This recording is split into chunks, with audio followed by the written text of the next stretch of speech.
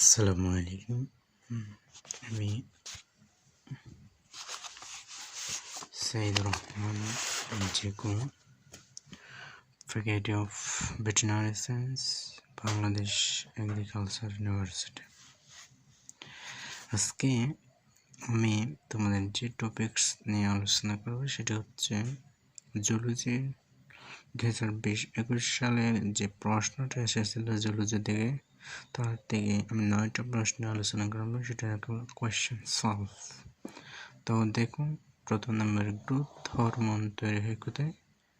Growth hormone তৈরি হয় pituitary gland.